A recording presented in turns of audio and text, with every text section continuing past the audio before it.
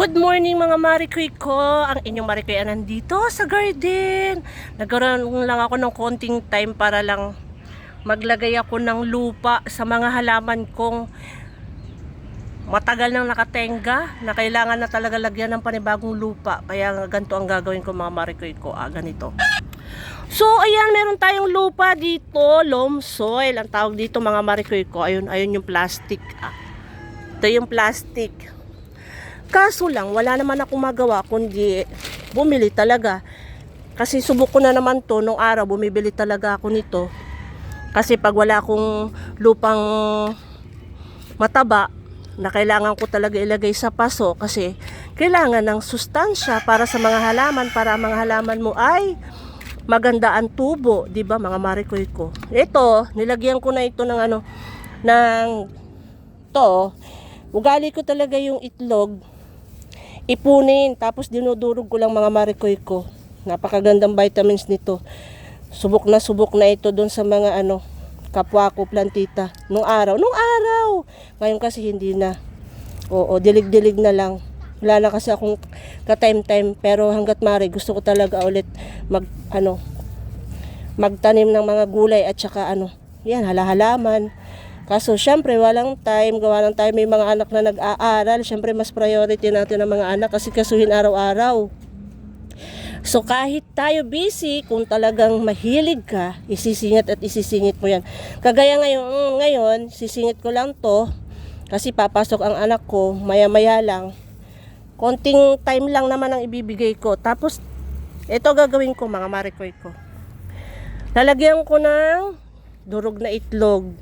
Hinahalo ko yan. Kasi ang dami ko iriripat na mga halaman, mga Marikoy ko. Kawawa na yung mga halaman ko na doble-doble na yung tubo. As in, napakarami ng anak na. Oo. Say good morning ka sa mga Marikoy at Parikoy. Itlog yan? Yes, shell ng itlog. Kagaya dito, mga Marikoy ko, yung aking Itlog yan? Sansevieria, kawawa na, nanilaw na siya.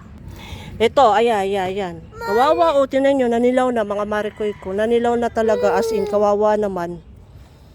O, diba? Kawawa. Ililipat ko yan, tanggalin ko dito. Tapos, yung lupa, syempre, lalagyan natin ng panibagong lupa. Kasi may tumutubo. Napabayaan ko. Sana marami na to. Ang ganda na ito nung kasagsagan ng pagtubo niya. Green na green syempre at daming anak, ngayon wala na. Ganda lang pagka napapabayaan, 'di ba, ang mga halaman. Hindi lang halaman syempre. Yung pag napabayaan mo isang bagay, ganyan talaga mangyayari.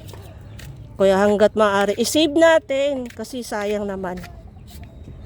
Ang problema sa lupa, subukan na kasi ito, lagi ako dati gumagamit mga Marikoy. Alam mo yung kagaya niyan, ayan naglagay na ako kasi kailangan na siya lagyan ng lupa para tumaba-taba naman to. Yun. Yung mga simpleng ganyang halaman, bigyan natin ng time. Akala mo lang kasi is just halaman lang, hindi. Siyempre, bigyan natin ng konting time para naman tumubo sila ng malago. Kasi ang ganda na ito kaya. Mga ganyang halaman na kahit hindi namumulaklak, pagka yung inalagaan mo, ang ganda ng lago nila. Ito, diba? Bago sibol yan, napakaganda tingnan. Ayan, merong halo na shell ng itlog. Diniligan ko na. Pero sinipsip naman siya. Kasi karaniwan sa gantong lupa, pino. Alam mo yung pag diniligan mo, ang tagal sipsipin ng tubig, pailalim. Kasi nga, pino siya. Tapos parang, yung mainit yung niya, pinong-pino talaga. Ang gusto ko kasi sa lupa, yung buhaghag, na pag diniligan mo, sinisip-sip agad yung tubig pailalim, 'di ba? Yung hindi naiipon, ito kasi madalas naiipon lang yung tubig sa ilalim hanggang ang tendency parang namamatay yung halaman. Kasi subok ko na Kahit sabihin pa nga, ayan, loam soil nga, ay konti rin na, hindi naman halos yan, konting ipa lang naman.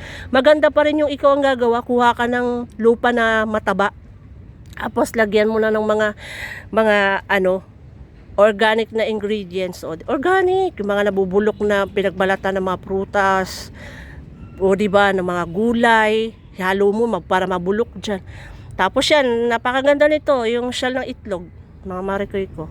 So, Oo, konting ipa lang naman hinahalo. Magkano din isang bag? 75, diba?